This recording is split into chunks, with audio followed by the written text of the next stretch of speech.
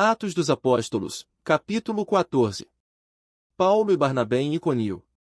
Em Iconio, Paulo e Barnabé também foram à sinagoga judaica e falaram de tal modo que muitos acreditaram, tanto judeus como gentios. Alguns dos judeus que não acreditaram, porém, incitaram os gentios e envenenaram a mente deles contra Paulo e Barnabé. Ainda assim, os apóstolos passaram bastante tempo ali, falando corajosamente da graça do Senhor, que confirmava a mensagem deles concedendo-lhes poder para realizar sinais e maravilhas. Com isso, o povo da cidade ficou dividido, alguns tomaram partido dos judeus, e outros, dos apóstolos. Então um grupo de gentios, judeus e seus líderes resolveu atacá-los e apedrejá-los. Quando os apóstolos souberam disso, fugiram para a região da Licaonia, para as cidades de Listra e Derbe e seus arredores. E ali anunciaram as boas novas. Paulo e Barnabé em Listra e Derbe. Enquanto estavam em Listra, Paulo e Barnabé encontraram um homem com os pés aleijados. Sofria desse problema desde o nascimento e, portanto, nunca tinha andado. Estava sentado e ouvia Paulo pregar. Paulo olhou diretamente para ele e, vendo que ele tinha fé para ser curado, disse em alta voz: "Levante-se." O homem se levantou de um salto e começou a andar. A multidão, vendo o que Paulo havia feito, gritou no dialeto local: "Os deuses vieram até nós em forma de homens." Concluíram que Barnabé era o deus grego Zeus, e Paulo, o deus Hermes, pois era ele quem proclamava a mensagem. O sacerdote do templo de Zeus, que ficava na entrada da cidade, trouxe touros e coroas de flores até as portas da cidade, pois ele e a multidão queriam oferecer sacrifícios aos apóstolos.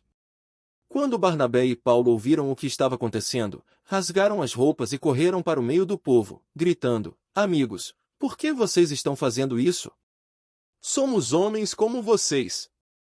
Viemos lhes anunciar as boas novas, para que abandonem estas coisas sem valor e se voltem para o Deus vivo, que fez os céus e a terra, o mar e tudo o que neles há.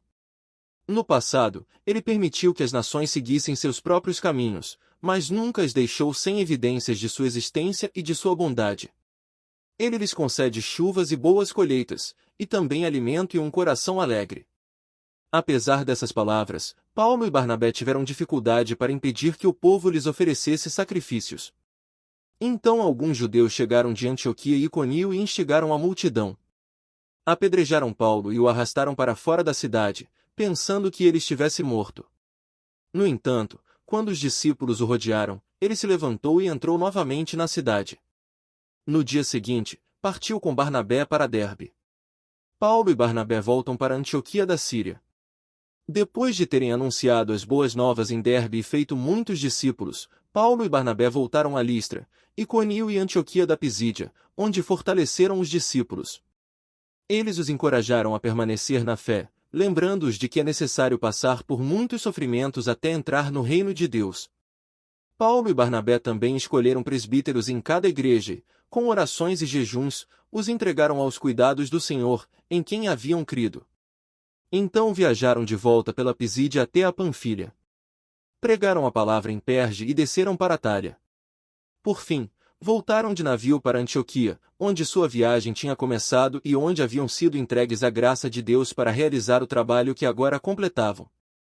Quando chegaram a Antioquia, reuniram a igreja e relataram tudo o que Deus tinha feito por meio deles e como tinha aberto a porta da fé também para os gentios.